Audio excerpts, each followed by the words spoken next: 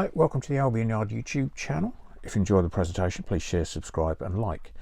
It's early November 24 and on the internet there's been comments regarding controller applicability for some of the newer models, and the new manufacturers, people like Curascale, Rapido, are suggesting that you shouldn't be using older, poorer quality controllers for controlling your locomotives in DC. Now, clearly the manufacturers can't test every single locomotive or controller combination. However, to illustrate why they are suggesting this, I've got here a Hornby Smoky Joe type locomotive and an R965 train set controller. So we'll get this Smoky Joe going, and we can see for a toy it's not too bad controlling. Obviously you can go up to light speed, as we all know, with a Smoky Joe, and not bad controllability, I suppose, bearing in mind it's a very coarse mechanism.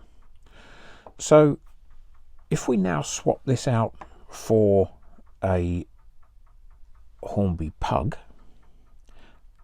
sorry, Packet, not Pug, and you noticed it kicked round there, so there's some issue already with the connectivity and the way the power is delivered.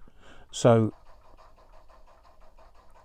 you can hear and see that that really isn't working, so that won't be doing the mechanism or the motor any good at all.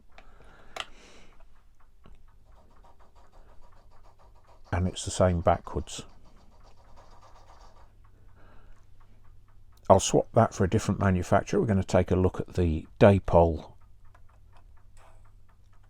040, again 2024 release.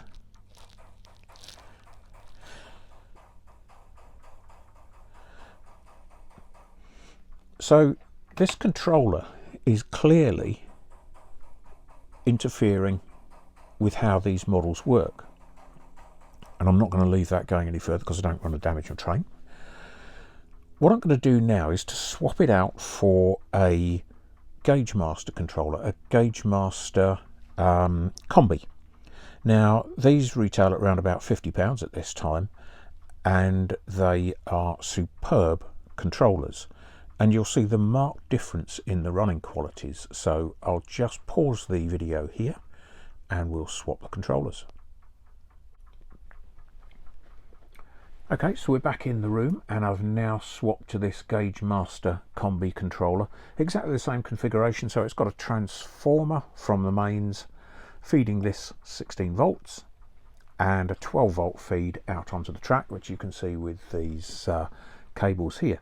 So I've got Smoky Joe on again, and let's see how that runs. And you can actually see that's far better quality control already. You wouldn't associate a Smoky Joe with being able to run that slowly or that smoothly. It loses nothing of its ability to travel at the speed of light either.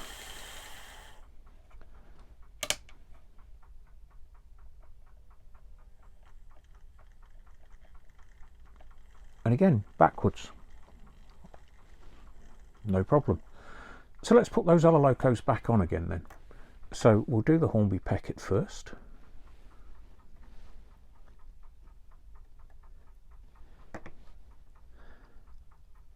These rollers are really good things if you can get hold of them. These are in fact Baccarat, no longer made, but if you see them available second hand somewhere, do buy a set. They are absolutely invaluable.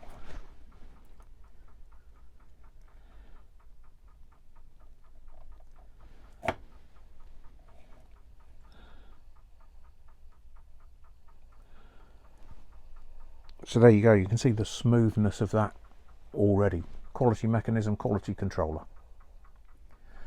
Once you start putting a poor quality controller in, and that could be one that is like that R965, a Hornby train set controller, or something old and ancient like a Duet or a Clipper or something like that, you really do risk damaging the model, the electronics in the motor, and potentially the motor itself. So let's get the Daypole Hawthorne Leslie on.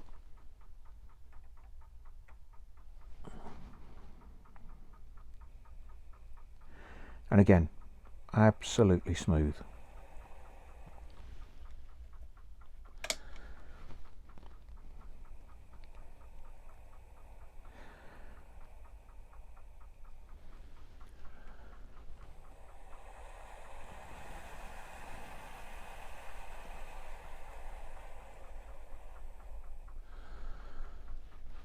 So there's a practical demonstration of why not to use some of these older controllers, the poor quality controllers.